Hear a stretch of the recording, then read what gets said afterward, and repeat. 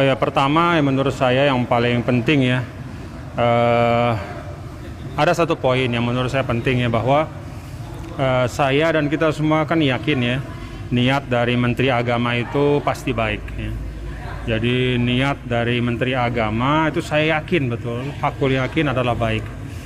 Karena beliau kan juga seorang tokoh ya dari organisasi Islam yang terbesar, kemudian juga putra dari seorang ulama besar ya, Al-Maghfurlah Kiai Haji Khalil Bisri ya. Jadi niat beliau pasti baik, itu yang pertama.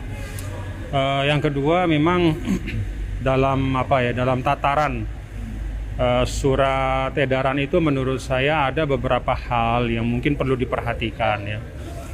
Ya katakanlah sebagai bahan untuk mungkin mengkoreksi ya. Yang pertama bahwa salah satu kaedah paling mendasar di dalam membuat satu kebijakan publik itu kan ada yang disebut dengan kaidah imparsialitas. Imparsialitas itu artinya rata, seimbang, adil, tidak memihak.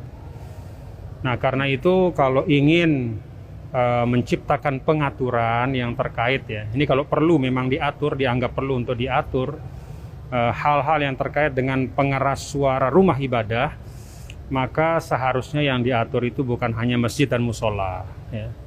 Karena kan pengeras suara itu tidak hanya dipakai di masjid dan musola ya, tetapi ya di rumah-rumah ibadah yang lain itu juga ada pengeras suara, dan juga ada momen-momen di mana acara-acara ritual keagamaan itu juga mengeluarkan suara yang cukup besar.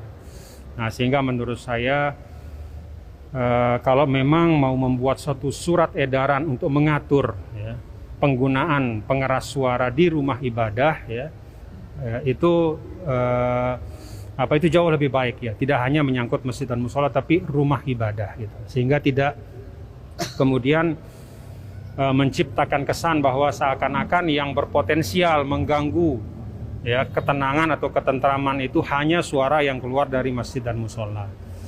Ya kan kita tahu misalnya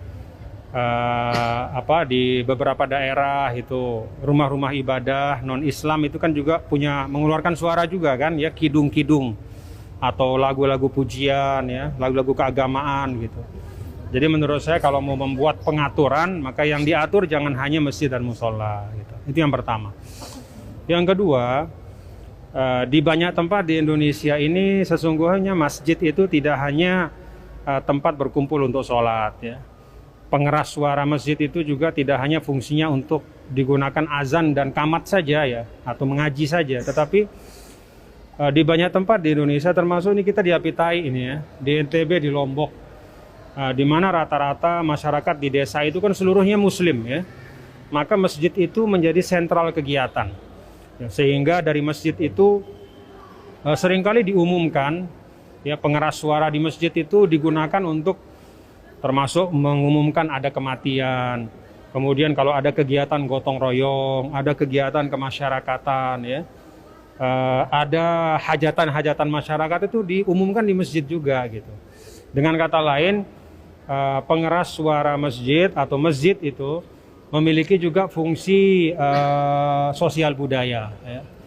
Jadi karena itu menurut saya kalau di daerah-daerah seperti misalnya di Apitai sini ya, di NTB, di desa-desa rata-rata lah di Indonesia ya, di desa-desa di mana banyak di situ penghuninya atau penduduknya itu adalah semuanya muslim, maka menurut saya justru suara dari pengeras suara masjid itu bukan mengganggu, justru malah menjadi rujukan dari masyarakat ya. Karena di situ sekali lagi bisa juga digunakan untuk banyak pengumuman-pengumuman ya, yang menjadi perhatian dari masyarakat gitu. Nah, jadi menurut saya sih yang mungkin kadang-kadang bermasalah adalah di masyarakat perkotaan ya, masyarakat perkotaan di mana di situ tidak hanya satu agama penduduknya gitu ya. Misalnya kalau di NTB ini kan di kota besar, misalnya di Mataram ya, atau katakanlah misalnya di Jakarta gitu ya. Ya kalau kota besar itu biasanya kan penduduknya heterogen. ada muslimnya, ada non-muslim. Sehingga untuk daerah seperti itu ya, mungkin bisa dibuat pengaturan. Tapi itu pun menurut saya lebih baik pengaturan itu diserahkan kepada kearifan bersama.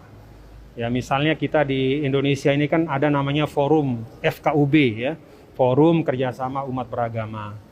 Nah, di situ mungkin bisa dibicarakan ya, didiskusikan untuk daerah-daerah tertentu di mana masyarakatnya sangat heterogen ya, sehingga penggunaan pengeras suara di rumah ibadah itu ya disesuaikan lah, ya, jangan terlalu besar misalnya, karena masyarakatnya beda-beda agamanya gitu. Nah, diserahkan kepada FKUB untuk kemudian membuat kesepakatan bersama. Menurut saya kalau kesepakatan itu lahir dan dibicarakan di tingkat masyarakat dan disepakati, itu akan jauh lebih mudah diterima gitu ya, dibanding misalnya surat edaran yang istilahnya berlaku untuk semua gitu. Padahal situasi masing-masing daerah itu kan beda-beda. Ya, jadi kita di NTB ini kalau saya saksikan ya, kita di Apitai di mana-mana ini ya, suara masjid itu suara yang kita rindukan gitu ya. Suara yang justru menjadi penyejuk gitu ya. Jadi tidak ada yang merasa terganggu lah insya Allah. Nah, kalau di daerah-daerah yang memang sekali lagi penduduknya itu beragam ya, heterogen ya, mungkin disitulah ya mungkin perlu dibicarakan. Itu pun menurut saya jauh lebih baik kalau diselesaikannya di tingkat masyarakat di situ ya. Sehingga itu menjadi keputusan bersama dan diambil dengan semangat persaudaraan. Ya, itu sih dua hal yang menurut saya mungkin perlu dijadikan pertimbangan ya untuk ke depan ya, apakah misalnya kalau berkenan ini dikoreksi kan bagus ya, sehingga tidak terkesan hanya menyasar kepada masjid dan musola gitu, tetapi juga bisa diberlakukan untuk semua. Terima kasih. Assalamualaikum.